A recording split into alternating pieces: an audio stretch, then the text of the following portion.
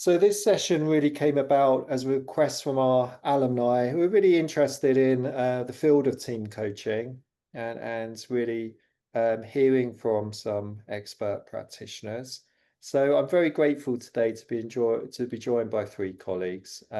So if I just come to each of you and just invite you to do a short introduction, just so people can hear a bit more about you, if that's okay.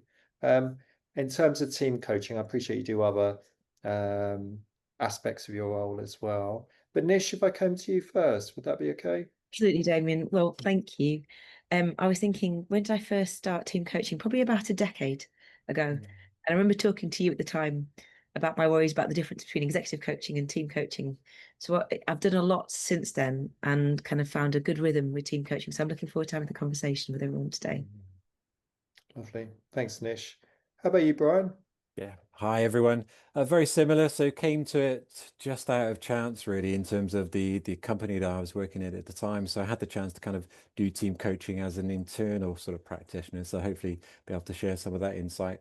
But obviously, team coaching, exec coaching, also develop a lot of and run a lot of leadership development programs. So that's me, and I'm really passionate about it. Yeah. Thanks, Brian. And Sandra, if I come to you? Well, I'm picking up on Brian's word passionate because team coaching is something I'm really, really passionate about, and so overjoyed that it's now taking real traction within organizational life. Um, Gosh, I've been a team coach and involved in team coaching again, like Brian, as an internal initially for over 20 years. So a bit of longevity there, and seen it, shift and shape as time's gone on. So looking forward to being able to share some of that experience today.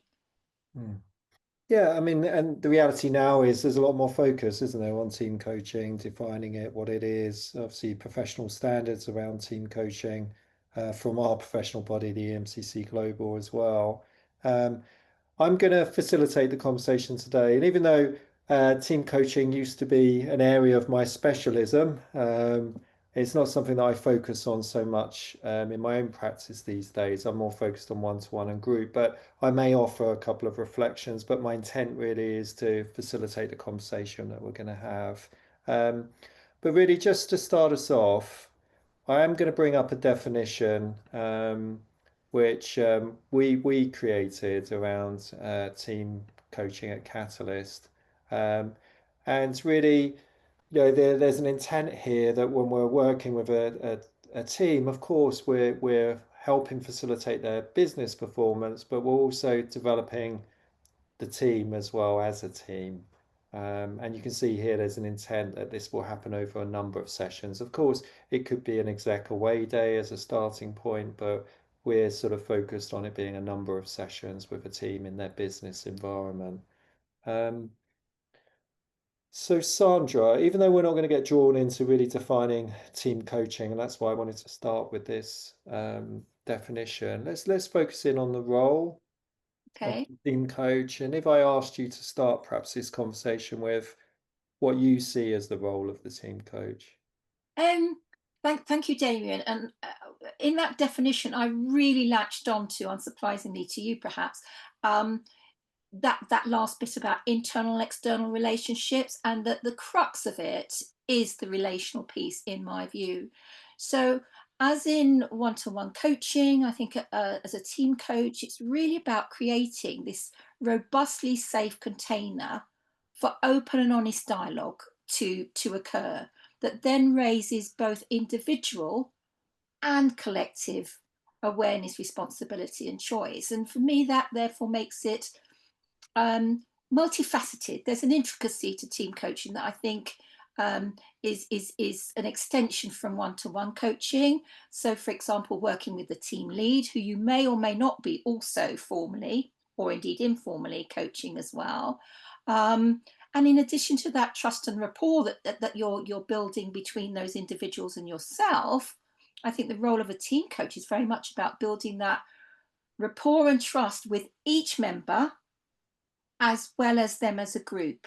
And I do differentiate between group and team. And then lastly, in terms of fostering a container that's robust enough to facilitate each member's rapport with and trust in each of their other team members, if that makes sense. So it really is quite a medley. And with that in mind, then I think then the role, with that as a bedrock or as the hub, the role of a coach is then in the joint partnering or the co-creation, and yeah, for sustainable shifts to occur. Yeah, so I'm really hearing the piece around the relationship, and the complexity of the relationship with the individuals, the team, working alongside partnering the leader as well, but also creating the container so they can have some meaningful conversations as well. So Nish, if I come to you next, just hearing Sandra's reflection, what would you like to add in terms of the role of the team coach? And I think that the word container, when I first came across that in the context of team coaching, I found hugely empowering and liberating in terms of my role. Just to understand kind of the part I had to play in creating the right conditions actually for the team and as individuals and collectively to show up and have the conversations that they wanted to. And my role in that. So I think it is very much about kind of creating conditions that allow people to be more vulnerable and connected with each other, and kind of step into that space in between, and paying attention to the spaces that exist in between the individual team members. So I think that the observations take on more weight in a team coaching capacity for me than maybe individually as well. So a sense of the offering of the observations you're making about what's happening between team members and the relationships. Absolutely. And kind of your role in playing back what you see and hear to the collective, because I think what's really interesting in a team coaching scenario is you've got multiple layers of assumptions. So how do you present back that in a way that allows the team to have collective choice in terms of what some see and others don't? Yeah, well, and I imagine slowing them down so they can actually surface those assumptions in the first place as well. Yeah, absolutely. Thanks, Nish. So Bryan, again, hearing those reflections, what would you like to add to that? Yeah, I really like that paying attention bit that you just mentioned there, Nish. And, I think systems give off lots and lots of information, whether it's systems of individuals or teams of teams. And often when you're in that, it's really difficult to spot that. So having that external view inside could be really, really valuable. I'm often minded of, somebody once said to me that the absence of conflict isn't harmony, it can often be avoidance. So I guess there's an element of, helping the team and really supporting the team face what they may be either passively or actively avoiding, and also exploring the why. Why is that the case? And I think lastly, there's an element of external accountability. And again, we could get into conversations about why the team might need that external accountability. But certainly, I find that there is a role there for the team coach. Yeah, no, thanks, Bryan.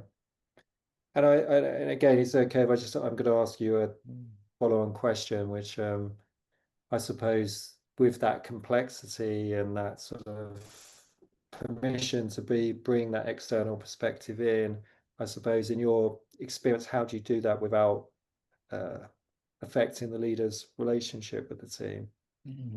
Yeah, and I think a lot of it comes down to that ABC in coaching is always be contracting, constantly having those conversations around wants, needs, expectations, just kind to make the things that are hidden or undiscovered maybe a bit more kind of clear and overt, just so it doesn't become an area of ambiguity, really. So constant kind of robust conversations, and I don't mean robust in terms of challenging. I mean, Sandra's point around the container, it's really around setting out the ways of working, the protocol. Yeah. Thank you. And I think what I'm appreciating about this conversation so far, it's sort of really highlighting and emphasizing the difference between perhaps a team development intervention on its own, which often team coaching can get badged at. But what we're actually looking at here is really enabling the team to have true conversations, about how they're working together and how they're performing and how they're achieving, which is slightly different intent here and shows the complexity. So I imagine there's been lots of learning over the years. So let's just continue this with, I suppose, Nish, if I come to you, what has been perhaps a key insight or learning that you've had as a team coach? I think it's the power of the conversations that you have with different team members before you even come into the room, and actually taking the time to build the relationship. But I think kind of the one-to-one conversations beforehand serve multiple purposes. One is it gets the team members thinking in their own right about how do they show up, how does the team show up, what's working, what isn't. And I think that seed kind of then plays out because it allows them to reflect and come to the room and show up differently. And I think the relationship you build with a team lead as well, and the role of the team lead in the room and how you support them to show up in the room is also an important bit of learning for me, rather than kind of coming into the room and doing all the work once you're there. It's how do you start even before you get everybody together. I think that's been important. And where possible, having somebody else with you in the room as another team coach to hold that space and create that container. So I'm just going to sort of delve into a little bit. So Bryan, I'm just going to put you on notice because I'm going to come to you next. But I suppose from my experience, Nish, it can also be challenging to get that time Yes. in with the one-to-ones before team coaching intervention with the leader. So even sometimes, I suppose, just curious about what you do to ensure they understand the importance of committing to this time as well as the team coaching intervention itself. I, I think it's having the conversation about what happens if we don't, and almost asking the question from that place of, what as part of the contracting piece, where the team is at in their thinking, and if we don't have that conversation beforehand, where the team will start in the room. So whoever's sponsoring that or commissioning this piece of team coaching work, it's really important to have that robust. Bryan used the word robust before, that robust conversation with them, and ideally, that first conversation is with the team lead as well. So it's the questions that raise their awareness, because I think often to the point you made, Damien, about the confusion between what team coaching is and what it can be. That initial contracting conversation is really helpful for unpacking that and for the team lead to see the potential in what you're doing. It's often an investment that the team is making, and it's investment in time and resources. And so understanding the return on that investment or the possibility of that through that initial conversation and make it quite commercial, actually, I think is part of the value that we can bring and the importance of setting this up. Because otherwise it's a bit like years ago when coaching used to be used as a substitute for effective performance management. I think team coaching has its version of that too. Yeah. And often, again, it's just my experience, it can be where perhaps the leader isn't performing, but the team coaching feels safer than actually tackling the one-to-one with the leader. Yeah, thank you. Bryan, I'm going to ask for your key learning and insight in a moment, but I was just curious about this, working two up as well, and I just wanted to see if that's something that you've done as well. And Yeah, I mean, it's so helpful to have a second pair of eyes, but also a second perspective in the room. And occasionally, if that's not possible, also creating like a pseudo support person. So just asking one of the teams to kind of play balcony or just encourage them to be in reflecting while you're in the meeting, but also reflecting on the meeting as though you're outside. So even if you can't actually get a second person in the room, you can kind of do a pseudo kind of role which really does help. and and that bystanding view is a great way for them starting to, I suppose, invite in some real feedback. But I'm sure we'd all say it's a great way, especially when you're new to this, as in really feeling supported in that space, is to have someone alongside you. But what else would you like to add in terms of key learning or insight you've had? Yeah. So I really liked how Nish kind of opened with this. Sometimes the work begins before the work begins, so that preparation. And also maybe at the other end. So occasionally the results are not seen while you're doing the work with the team, it's actually afterwards. And I think sometimes without that understanding or insight, you can actually overwork the situation in the same way that an overdone strength could sometimes be a hindrance. We might over focus on it because we expect to see more traction and movement right there in the moment. So it's almost like nudging and then stepping back. It's like nudging and then stepping back. And there's a series of those kind of fast cycle experiments that I think keep a team moving. The second thing I would say is, and it comes back to something Peter Drucker once said a long time ago, which is culture will eat a strategy for breakfast. And my interpretation of that is no matter what your aspiration is, well, no matter what you're trying to do as a team, how you are operating and the habits and behaviors that you have, they'll be much more influential around what you're trying to do and what you're trying to get to. And so a more modern version of that, which I sometimes keep in my head, which is the system always wins. So it's okay to work with the team, but just remember there's a system at play and there's dynamics outside of that. So really having that awareness. Mm. Yeah. And again, bringing that lens in, I'm imagining as well. So Sandra, as you've been listening, what would you like to add in terms of key insight or learning as a team coach? Thank you. And it's building again, well, both on Nishan and Bryan, really, but at the front end, really spending time. And Nish, I loved your point about, well, what's the risk of not doing this in terms of the impact on the effectiveness of the team coaching? And I would say spending time with the individual team members, starting with the team lead. In my work, the type of work I do, I really do start to position the team lead as being at the forefront of the coaching, and I'm alongside them. So I quite liked also, Bryan, what you were talking about, and Damien, about them being a bystander if I haven't got a co-coach with me. But also using that to also gain a perspective on the wider system context that then is going to play out in the room as well as outside of the sessions. Other insights I would therefore say then, having done that front end work, is really then at the back end of each session, whilst there may be things that happen in between sessions, because that's when impact really starts to show itself. At the end of the session, I have 2 A's, and one is holding the team to account. So what is it they're going to do individually and collectively, and also appreciative. I'm bringing appreciative inquiry in, because that's then embellishing the relational impact within the work that we're doing. So there's that. And also really upfront, it takes the time it takes is a phrase I use in establishing the ground rules, how we're going to work together, and my role as team coach within that. Thank you. Thank you. And as people are listening, I'm sure there's a sense here now around the importance of this upfront work and these conversations and the post work as well. So this ongoing program. So I've seen a question come in, which I'm just going to bring in from Chris. Do you find doing team diagnostic or questions ahead of a session is more or less similar value to one-to-ones pre-session one?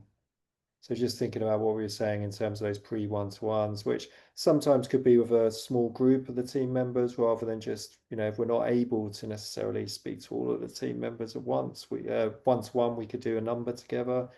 But what's your reflection on that point from Chris about questions or a diagnostic tool? Sandra, and then I'll go to Nish. Okay, what I would say is that yes, and it's a means to an end. It's a piece of data, and to be really careful, therefore, that doesn't become the focus of the team coaching. Yes, that it's there to raise awareness. I think it has its merits in the one-to-ones, if one holds one-to-ones, and also is starting to bring a collective perspective at some various points during the work you're doing with them, but that it then doesn't become the actual crux or indeed propped. That's what I would say. Nish, how are you? I wouldn't add much more. I think kind of Sandra answered that beautifully. I think so much of those pre-conversations are relational and kind of creating the conditions and the dynamic and trust.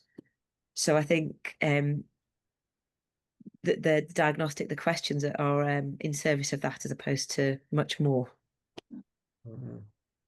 Bryan? Yeah, just very briefly, I agree with everything.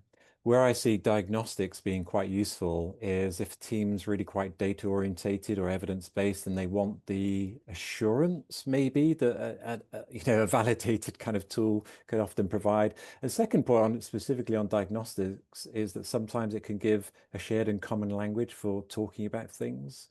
So if we just use MBTI, for example, the introvert extrovert as an example, just having that language to describe behavior and motivations that we're seeing can be really helpful for a team.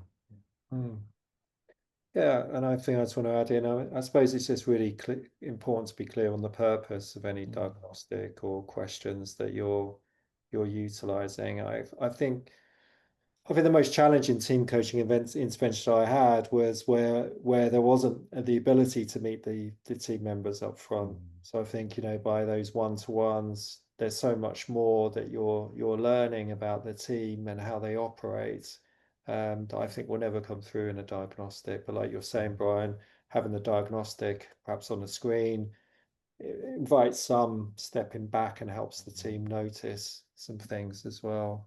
Yeah. Okay. So I can see some other points coming through, which I will try and get to, but I'm going to sort of, because part of why I said to the three of you at the start of this was we're going to try and make this as practical as we can.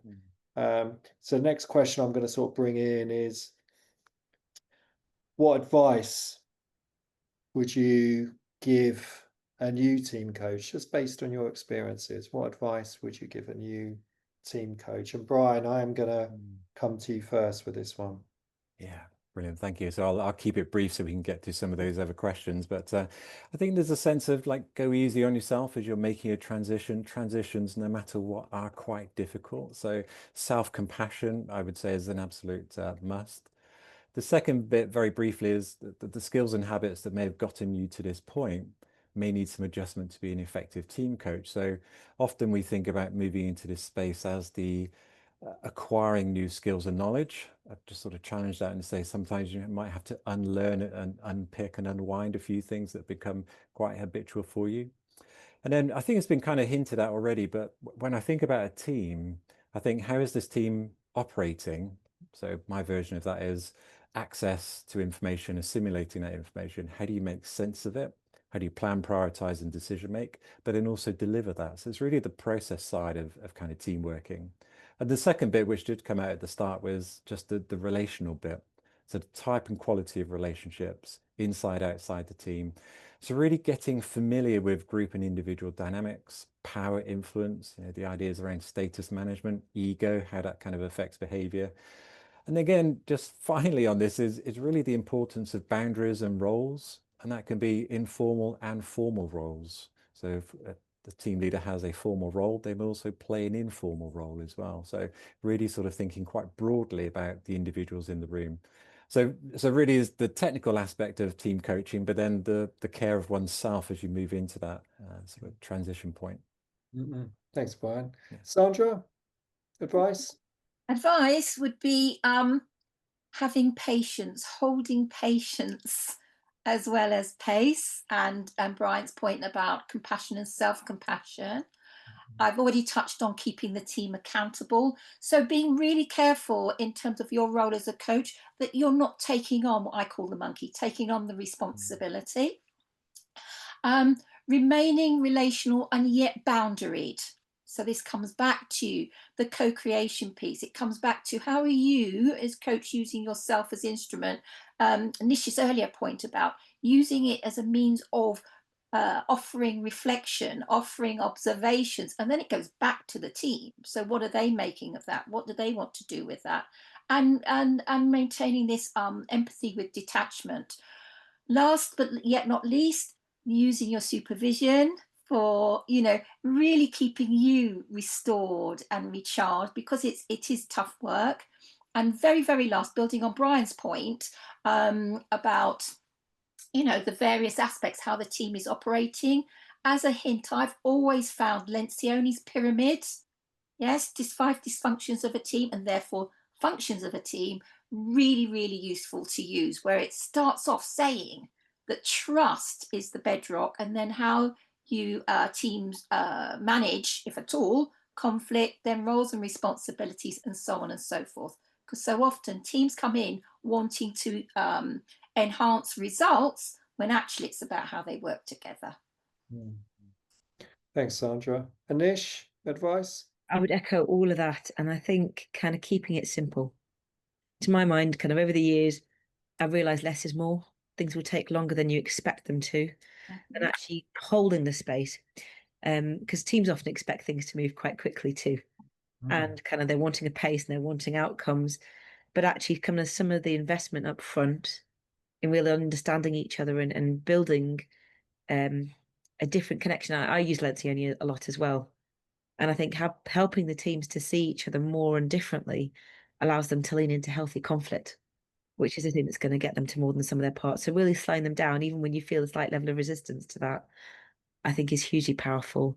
And where you can work with another coach, that makes a massive difference. And almost the investment you make in being a team and how you show up as a team to the team that you're supporting it is a power in itself. So if I work with another coach, I've just finished a piece of team coaching recently where I've worked with another coach, and we've really modelled in the room some of the decision making in front of the team and how do we go about this. And I think there's something to the permissions that you can create when you work in that way that allows the team to be more human too. So yeah, support yourself and keep it simple. Thank you. Thank you. I'm going to add one other, which is just be honest, with yourself, because, team coaching may not be right for you as well. You may not enjoy being in front of a team, and that's okay too. So I think that's my advice would be honest, what feels right for you. Because it can be natural that we get invited to play a role that we may not want to play. So I'm just going to go through some of these questions, just got a couple of minutes. So first question, have you ever had a team where one of the participants, coachee, is actually a manager to some of the other participants? They are not the sponsor. I'm imagining we'd say probably all of our team coaching interventions have involved the manager being in the room. I think if the manager wasn't in the room, we'd be challenging that. But I just wanted, perhaps, Bryan, if you come in on that one. Yeah, so completely agree with that. There's a small caveat that I would say maybe as part of an intervention to whether it's physically removing the leader from the room or maybe from the conversation so that they can see the dynamics in the team at play. So maybe setting up interventions like that could be quite helpful. But it's very often that the team's leader will be involved. Yeah. So the contracting we do with the leader around your role versus their role, difficult moments in the conversation, all of these conversations with the leader are really useful. So we're managing how they're responding in the moment as well. Nish, I'm going to come to you for the second one. Could you say a bit more about creating a robust container for open and honest conversations? I think practically taking the time up front to talk about what people are expecting from the conversation and also how they intend to show up. I think that in itself, kind of creating conversation around intentionality, can really help people to start to be more open and honest with each other, because they'll pick up on what's being said and not said. And actually you have there's an escalating commitment or honesty that kind of you see in a room when one person shows up well and you kind of set the leader up to do that, others will follow suit. So that's a nice way to set the tone. Yeah, lovely. So the team are looking at each other rather than thinking that you're going to be the person always sorting it out, is what I'm imagining. And Sandra, I'm just going to come to you. So do you have go-to team diagnostics? Though I appreciate it would depend on the situation, and if yes, what are they? Okay, I've got several, and it really depends on the team. As Bryan said, I think I've used MBTI a lot in the past, in as much as, helping people understand what their preferences are in terms of how they might behave in certain situations. There's also, and it's far more for people who really love data, so they can get sucked into that. That's the potential downside is DISC, which you may have heard of, and yet. Last yet not least, and it's my absolute favorite, is transactional analysis ego states.